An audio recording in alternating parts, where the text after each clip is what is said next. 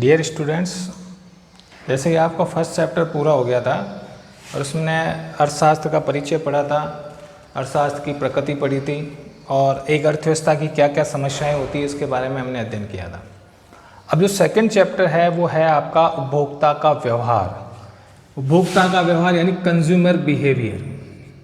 ठीक है, एक उपभोक्ता कैसे व्यवहार करता है और वह कोई भी वस्तु या सेवा खरीदते समय उसके व्यवहार का में जब हम कह सकते हैं क्या विशेषता पाई जाती है, इसके बारे में हम इस चैप्टर में चर्चा करेंगे।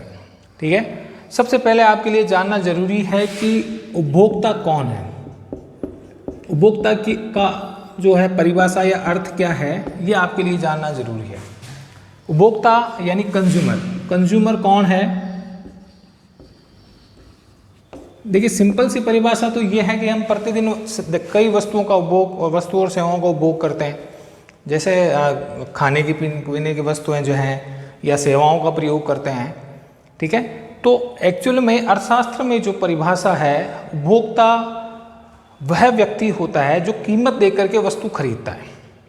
लेकिन सबसे बड़ी बात है कि हम किसी भी वस्तु या सेवा को कीमत देकर के खरीदते हैं, लेकिन क्या सभी वस्तु और सेवाओं को जो कीमत देकर खरीदने वाला है वो सभी उपभोक्ता है? नहीं। अर्थशास्त्र में उपभोक्ता उस व्यक्ति को कहा जाता है जो किसी वस्तु की जो उपयोगिता या किसी वस्तु को उपभोग करके और उसकी उपयोगिता को नष्ट करता है। उपयोगिता को नष्ट करता है। देखिए, सिंपल सी बात है, उपयोगिता क्या होती है उसको हम पढ़ेंगे आगे। यानी जैसे पेन की उपयोगिता क्या है? लिखना। किताब की उपयोगिता क्या है? पढ़ना। तो जो व्यक्ति उस किताब को या पेन को खरीदता है और खरीद करके यानी उसका उपभोग करके और उसकी उपयोगिता को नष्ट करने वाला होता है, उपयोगिता को नष्ट करता है यानी उसका उपयोग कर रहा है, वह उपभोक्ता कहलाएगा। सिंपल सी परिभाषा है कि किसी वस्तु या सेवा का उपभोग करके और उसकी उपयोगिता को नष्ट करने वाला क्या कहलाएगा? उपभोक्ता। अब इसको उदाहरण के रूप में समझते हैं कि अगर दुकानदार जो कि एक पेन खरीद के लाता है लेकिन वह उसका उपभोक्ता नहीं है, क्योंकि वो उस पेन का उपभोग नहीं कर रहा है। उस पेन का उपभोग कौन कर रहे हैं? हम। कक्षा 12th की अर्थशास्त्र की किताब जो बुक सेलर हैं, दुकानदार हैं, वो खरीद के लाते हैं लेकिन वह उनका उपभोग नहीं करते, इसलिए वो उपभोक्ता नहीं है। तो फिर उपभोक्ता कौन है? जो हम, यानी जो अर्थशास्त्र की किताब खरीद के और उसको जो है पढ़ता है, यानी उसकी उपयोगिता को नष्ट करता है। शुगर मिलों में शक्कर बनती है और वह विभिन्न माध्यमों से दुकानदार तक पहुंचती है, लेकिन दुकानदार उसको पैसे देकर के खरीदता है, लेकिन वो उपभोक्ता नहीं है। वो शक्कर जो उपभोक्ता यानी जो हम जो घरेलू उपभोग के लिए उस शक्कर को काम में लेते हैं, वो उपभोक्ता है। सिंपल सी बात है कि किसी वस्तु या सेवा, अब वस्तु भी है और सेवा का भी, इसी प्रकार सेवा का उपभोग कर रहे हैं। ठीक है, किसी थिएटर का टिकट लेकर के फिल्म देख रहे हैं, किसी बस का टिकट लेकर के और हम जो है यात्रा कर रहे हैं, तो हम उस यात्रा कर रहे हैं तो हम उसके उपभोक्ता हुए। ठीक है, इसका मतलब सिंपल सी परिभाषा है, उपभोक्ता कौन है? किसी वस्तु या सेवा, दोनों हो सकती है, का कीमत दे करके वस्तु खरीदना और खरीदने के साथ साथ यानी उस वस्तु की जो उपयोगिता है उसको नष्ट करने वाला ही उपभोक्ता कहलाएगा। यानी जो उसको काम में ले रहा है, वास्तव में कीमत दे करके, पहली बात तो वस्तु खरीद रहे हो, सेवा खरीद रहे हो, कीमत दे करके खरीद रहे हो, और दूसरी बात उसकी उपयोगिता को नष्ट कर रहा है, यानी उसका जो वास्तविक काम है, वास्तविक उसकी उपयोगिता है, उस उपयोगिता को नष्ट कर रहा है, वही उपभोक्ता कहलाएगा। ठीक है, तो हमने 2 एग्जाम्पल में पढ़े थे कि बुक सेलर जो किताबें बेचता है वो हालांकि एजेंसी से लाता है लेकिन वो उपभोक्ता नहीं है। उस किताब को जब हम खरीदते हैं, छात्र खरीद के पढ़ते हैं, तो वो उसके उपभोक्ता है। ठीक है, आपके पिताजी आपके लिए किताब खरीदते हैं लेकिन वो उसका उपभोग नहीं कर रहे हैं, पढ़ नहीं रहे, हम उस किताब को पढ़ रहे हैं तो हम उसके उपभोक्ता हुए। शुगर मिलें प्रोडक्शन करती है शुगर का, इसके माध्यम से वो जो है होलसेलर और रिटेलर के माध्यम से दुकानों पे आती है, लेकिन दुकानदार पैसे देके खरीदते हैं लेकिन उपभोक्ता नहीं है, क्योंकि उस शक्कर को जो काम में ले रहा है वही उसका उपभोक्ता है। ठीक है, तो ये तो हो गई उपभोक्ता की परिभाषा, यानी किसी वस्तु या सेवा को कीमत दे करके खरीद कर और उसकी जो उपयोगिता है उसको नष्ट करने वाला ही उपभोक्ता कहलाएगा। ये तो होगी उपभोक्ता की परिभाषा। अब बात करते हैं, उपभोक्ता की परिभाषा हो गई, तो अब एक उपभोक्ता किस प्रकार का व्यवहार करता है। चैप्टर का नाम भी है उपभोक्ता का व्यवहार। तो अगर हम उपभोक्ता के व्यवहार का अध्ययन करें तो उपभोक्ता के व्यवहार का जो विश्लेषण है कि एक उपभोक्ता किस तरह व्यवहार करता है वस्तु या सेवा खरीदते समय, तो उपभोक्ता के जो व्यवहार का अगर विश्लेषण किया जाए तो उसके विश्लेषण के दो तरीके हैं। उपभोक्ता के व्यवहार का विश्लेषण अगर किया जाए तो उसके दो तरीके हैं। विभिन्न अर्थशास्त्रियों ने उपभोक्ता के व्यवहार का विश्लेषण करने के दो तरीके बताए हैं। एक गणनावाचक दृष्टिकोण, उपभोक्ता के व्यवहार के जो दृष्टिकोण जो है विश्लेषण के जो तरीके हैं, पहला गणनावाचक दृष्टिकोण और दूसरा क्रमवाचक दृष्टिकोण। गणनावाचक दृष्टिकोण और क्रमवाचक दृष्टिकोण। अब देखिए ये दृष्टिकोण है क्या, ठीक है। अर्थशास्त्रियों का, विभिन्न अर्थशास्त्रियों का मानना है, अगर हम बात करें कि गणनावाचक दृष्टिकोण और क्रमवाचक दृष्टिकोण दोनों जो विचारक हैं, दोनों को मानने वाले अलग अलग विचारक हैं। अगर हम गणनावाचक दृष्टिकोण के अध्ययन करें तो इसके जो समर्थक हैं, जो मानते हैं गणनावाचक दृष्टिकोण को, वो है मार्शल, प्रोफेसर मार्शल और पिगू। जबकि क्रमवाचक दृष्टिकोण अगर देखें कि जो मानते हैं क्रमवाचक दृष्टिकोण को, तो उनके मानने वाले जो प्रमुख विद्वान हैं, प्रमुख जो समर्थक हैं, वो हैं आरजेडी एलन,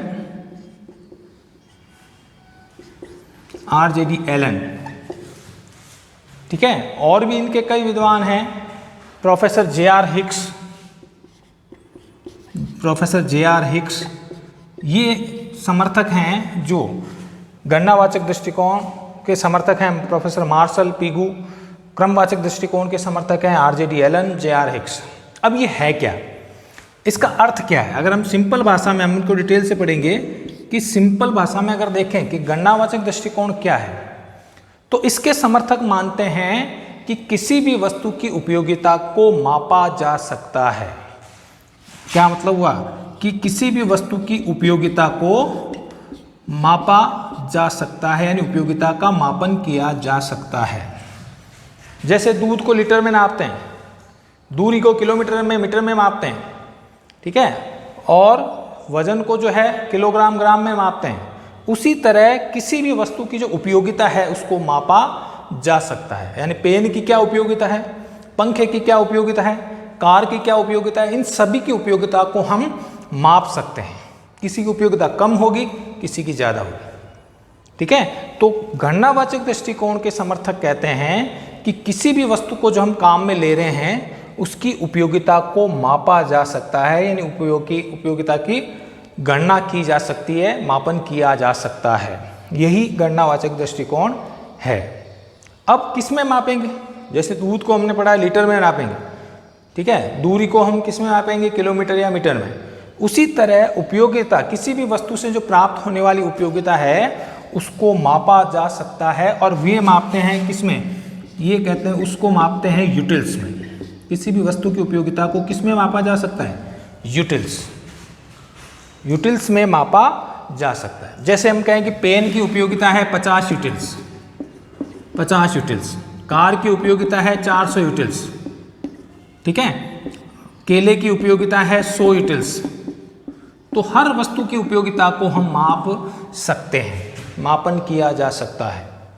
तो गणनावाचक दृष्टिकोण के समर्थक क्या कहते हैं कि किसी भी वस्तु की उपयोगिता को मापा जा सकता है। पेन की उपयोगिता, कार की उपयोगिता, माचिस की उपयोगिता, गेहूं की उपयोगिता, केले की उपयोगिता, इन सभी की उपयोगिता को मापा जा सकता है। किसी की उपयोगिता कम होती है, किसी की ज़्यादा होती है, ठीक है, लेकिन हर वस्तु की उपयोगिता को मापा जा सकता है।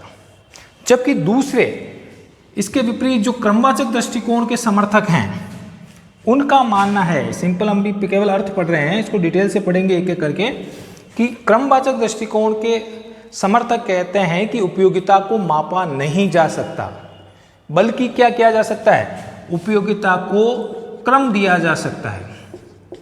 उपयोगिता को क्रम दिया जा सकता है, क्रम से रखा जा सकता है, यानी वरीयता दी जा सकती है। कैसे कि जैसे कार है, गेहूं है और पेन, तीनों ही उपयोगित है।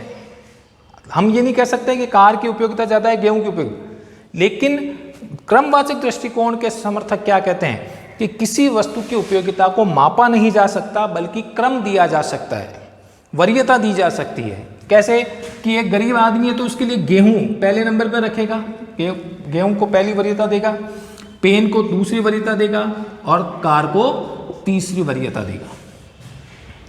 ठीक है, इसका मतलब उपयोगिता जो गणना है वो हम समय के स्थान पर, व्यक्ति और परिस्थिति के आधार पर जो है क्रम बदलता रहता है।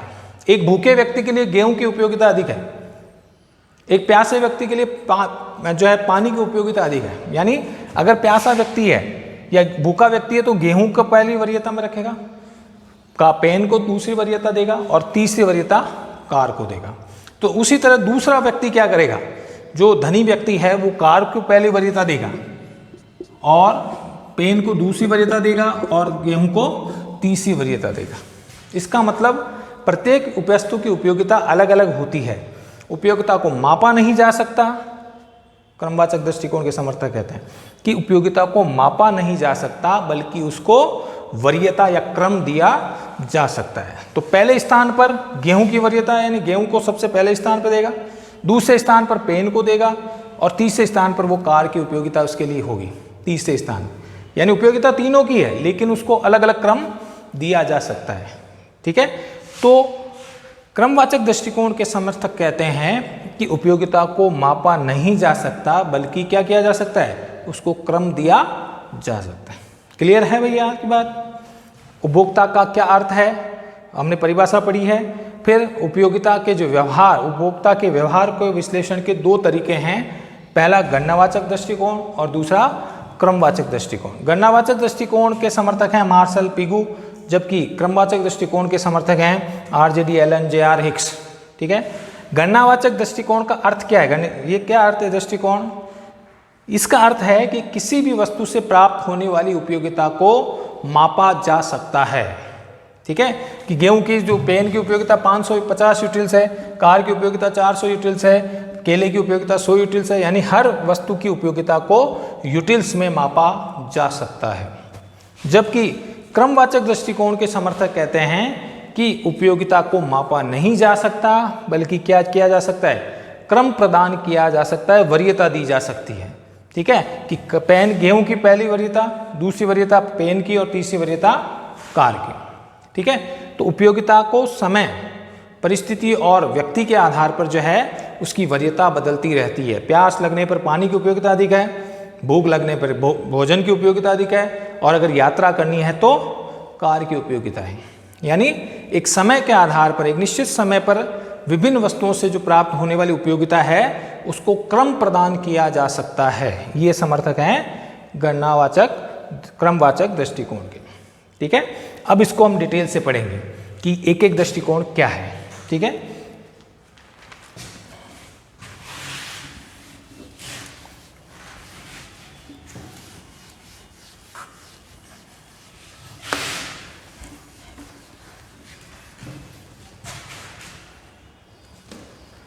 तो पहले हम पढ़ते हैं उपयोगिता के विश्लेषण का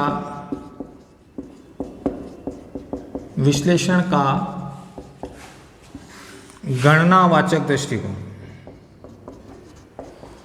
गणनावाचक दृष्टिकोण।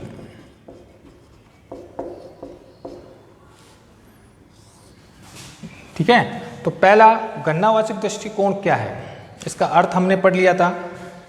ये मानते हैं कि उपयोगिता की गणना की जा सकती है, किसी भी वस्तु से जो प्राप्त होने वाली उपयोगिता है उसकी गणना की जा सकती है, और गणना किस में की जाएगी, यूटिल्स में। ठीक है, सबसे पहले हम एक छोटी सी परिभाषा और पढ़ते हैं, उपयोगिता क्या है। उपयोगिता यानी यूटिलिटी या यू। देखिए उपयोगिता क्या है। उपयोगिता की सिंपल परिभाषा यह है कि जब किसी वस्तु को हम काम में लेते हैं तो हर वस्तु में उपभोक्ता का जो हर वस्तु का एक गुण होता है और वो उस गुण को संतुष्ट करता है। ठीक है, जैसे कार की उपयोगिता क्या है, कार का गुण है चलना। ठीक है, तो उपभोक्ता के उस गुण को यानी उपभोक्ता के उस कार्य को करता है जिसको वो मानता है। यानी हर वस्तु में आवश्यकता संतुष्ट करने का गुण होता है। प्रत्येक वस्तु में आवश्यकता को संतुष्ट करने का गुण होता है, उसे ही उस वस्तु की उपयोगिता कहते हैं। आवश्यकता को संतुष्ट करने का गुण मतलब पेन की क्या आवश्यकता है, पेन लिखने के काम आता है तो उसका गुण है। अगर पेन अपन खाना चाहें, पेन खाने के काम नहीं आएगा। रोटी का गुण क्या है, रोटी का गुण है पेट भरना। ठीक है, तो हर वस्तु का में जो उपयोगिता वस्तु व्यक्ति की आवश्यकता को संतुष्ट करने का जो गुण होता है उसे ही उस वस्तु की उपयोगिता कहते हैं। सिंपल सी बात है कि पेन की उपयोगिता क्या है, लिखना। दूध की उपयोगिता क्या है, पीना। ठीक है, भोजन की उपयोगिता या रोटी की उपयोगिता क्या है, पेट भरना। तो हर वस्तु के यानी सिंपल सी परिभाषा उपयोगिता का मतलब क्या हो गया कि किसी भी वस्तु में जो व्यक्ति की आवश्यकता संतुष्ट करने का जो गुण होता है वही उस वस्तु की उपयोगिता कहलाती है। ठीक है, तो ये तो सिंपल सी परिभाषा हो गई। अब यहाँ तो उपयोगिता हो गया। उपयोगिता के जो गणनावाचक विश्लेषण दृष्टिकोण है वो क्या कहता है। जैसे हमने ऊपर पढ़ा था कि ये विश्लेषण ये कहता है कि उपयोगिता को मापा जा सकता है, किसी भी वस्तु की उपयोगिता का मापन किया जा सकता है। उपयोगिता का मापन संभव है। गणनावाचक दृष्टिकोण के संभव जो समर्थक है वो क्या कहते हैं कि उपयोगिता के किसी भी वस्तु से जो प्राप्त होने वाली उपयोगिता है उसको मापा जा सकता है, और वो किस में माप सकते हैं, यूटिल्स में। ठीक है, अब यूटिल्स में मापने के लिए यानी अब इसमें उपयोगिता का जो मापा जा सकता है कि एक व्यक्ति किसी वस्तु को काम में ले रहा है तो उपयोगिता जो है वो व्यक्ति के आधार पर, परिस्थिति के आधार पर और समय के आधार पर बदलती रहती है। मापा जा सकता है लेकिन व्यक्ति, ठीक है, व्यक्ति, परिस्थिति, समय, इन चीज़ों के आधार पर उपयोगिता को बदलती रहती है। ठीक है, जब भूख लगती है तब भोजन की उपयोगिता ज़्यादा है, प्यास लगने पर पानी की उपयोगिता ज़्यादा है। यानी एक व्यक्ति हो सकता है किसी केले को अधिक उपयुक्त मानता है, दूसरा सेब को अधिक उपयोगी मानता है। पहले केले से प्राप्त होने वाली उपयोगिता और दूसरे केले से प्राप्त होने वाली उपयोगिता में अंतर है। ठीक है, तो ये समर्थक मानते हैं, उपयोगिता की गणनावाचक दृष्टिकोण के समर्थक मानते हैं कि उपयोगिता जो है वो व्यक्ति, परिस्थिति, समय और उसकी इकाई के आधार पर बदलती रहती है। इकाई के आधार पर कैसे कि पहले केले से प्राप्त उपयोगिता और दूसरे केले से प्राप्त उपयोगिता में अंतर होता है, दूसरे केले और तीसरे केले से प्राप्त उपयोगिता में भी अंतर होता है। ठीक है, तो इकाई में जो आधार पर भी बदलाव हो सकता है। व्यक्ति के आधार पर किसी व्यक्ति को जो भूख लगती है उसको पहली रोटी से अधिक उपयोगिता हो सकती है। ठीक है, जबकि जो समय में बदलाव हो गया इसका मतलब कि अगर भूख नहीं लगी है तो पहली वस्तु जो रोटी है उससे कम उपयोगिता मिल सकती है। तो उपयोगिता को मापा जा सकता है, यूटिल्स में माप सकते हैं, और उपयोगिता जो है वो समय, व्यक्ति और परिस्थिति के अनुसार बदलती रहती है। ठीक है, अब इसके और जो समर्थक हैं, जैसे कि हमने बात की थी, प्रमुख समर्थक कौन है, मार्शल है, प्रोफेसर मार्शल है, प्रोफेसर पीगू है, प्रोफेसर एजवर्थ है, प्रोफेसर एंटेनेली है। ठीक है, समर्थकों के नाम 1 नंबर का प्रश्न आ सकता है। इसी के अलावा इरविंग फिशर है, इरविंग फिशर है, ये सब मानते हैं, मार्शल है, पिगू, एजवर्थ, एंटनली, इरविंग फिशर, ये सब मानते हैं कि किसी भी वस्तु की उपयोगिता को मापा जा सकता है, यानी किस में मापेंगे? यूटिल्स में। ठीक है, जैसे पेन की उपयोगिता है 50 यूटिल्स। ठीक है, कार की उपयोगिता है 400 यूटिल्स। केले की उपयोगिता है, यहाँ पर अपन गेहूं ले लेते हैं, गेहूं की उपयोगिता है 100 यूटिल्स। केले की उपयोगिता है 70 यूटिल्स।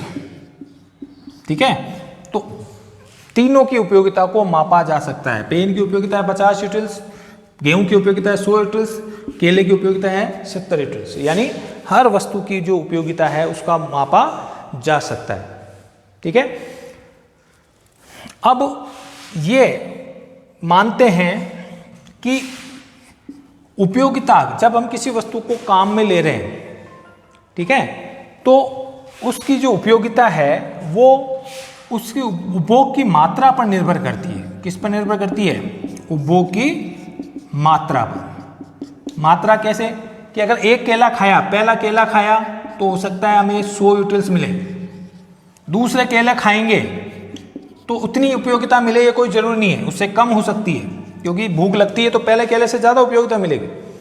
ठीक है, दूसरा केला उससे कम 70 यूटिल्स, फिर और कहा तीन केले खाने पर हो सकता है कम यूटिल्स मिले। ठीक है, तो जो जो हम अधिक इकाई का प्रयोग करेंगे, जो जो हम वस्तु की मात्रा को बढ़ाएंगे, उससे प्राप्त होने वाली जो उपयोगिता है वो क्या होती जाएगी? घटती जाएगी। यानी उपयोगिता किस पर निर्भर करती है? उपभोग की मात्रा पर। अधिक मात्रा में प्रयोग करेंगे किसी वस्तु को तो उससे प्राप्त होने वाली उपयोगिता घटती जाएगी। ठीक है, तो ये उपयोगिता किस पर निर्भर करती है? किसी व्यक्ति, परिस्थिति, समय, इनके आधार पर तथा मात्रा के आधार पर जो है बदलती रहती है। पहले केले से उपयोगिता अधिक यूटिल्स मिलेगी, दूसरे से कम, तीसरे से और कम, चौथी से और कम। इस प्रकार हम कह सकते हैं कि उपयोगिता को मापा जा सकता है और वो भी यूटिल्स में। इसका मतलब अगर हम इस चीज़ को इसमें पढ़ें, अपन इस चीज़ को हम अध्ययन करें कि इस गणनावाचक विश्लेषण का जो समीकरण बनता है, अगर हम इसको निम्न फलन में पढ़ा जाए तो उपयोगिता फलन किस प्रकार बनेगा? उपयोगिता फलन जो है उस प्रकार बनेगा कि u is function of x1, x2, x3 dash dash xn। ठीक है, इसका मतलब u यानी उपयोगिता, u यानी उपयोगिता, f यानी फलन है किसका? x1, x2, x3, ये सब क्या है? वस्तु, यानी पहली वस्तु, दूसरी वस्तु, तीसरी वस्तु। ठीक है, तो इस सब को मापा जा सकता है, यानी फलन के रूप में, अगर उपयोगिता फलन के रूप में हम देखें, ठीक है, तो u is function of x1, x2, x3, xn। ठीक है, तो इस प्रकार मतलब उपयोगिता किसका फलन है? वस्तु की मात्रा का। जितनी वस्तु की मात्रा का प्रयोग, पहली वस्तु, दूसरी वस्तु, तीसरी वस्तु, जो जो हम प्रयोग करेंगे उस पर निर्भर करता है। ठीक है, तो ये उपयोगिता फलन हो गया। तो किसी वस्तु, क्या क्या पढ़ा हमने अब तक इस क्लास में? हमने ये पढ़ा, पहले हमने पढ़ा उपभोक्ता का परिभाषा क्या है, उपभोक्ता किसे कहते हैं, what is the meaning of consumer. तो हमने पढ़ा था किसी वस्तु और सेवा को काम में लेकर या सेवा को कीमत देकर के खरीदने तथा उसकी उपयोगिता को नष्ट करने वाला क्या कहलाएगा? उपभोक्ता। ठीक है, दुकानदार उपभोक्ता नहीं है, दुकानदार हम उपभोक्ता हैं क्योंकि हम पैसे देकर वस्तु खरीद रहे हैं। ठीक है, तो उपभोक्ता की परिभाषा हो गई। अब उपभोक्ता के व्यवहार का अगर अध्ययन करना है तो अगर उपभोक्ता के व्यवहार के विश्लेषण करने के दो दृष्टिकोण हैं, अलग अलग विद्वानों ने दो दृष्टिकोण रखे हैं। पहले गणनावाचक दृष्टिकोण और दूसरा क्रमवाचक दृष्टिकोण। दोनों में अंतर क्या है?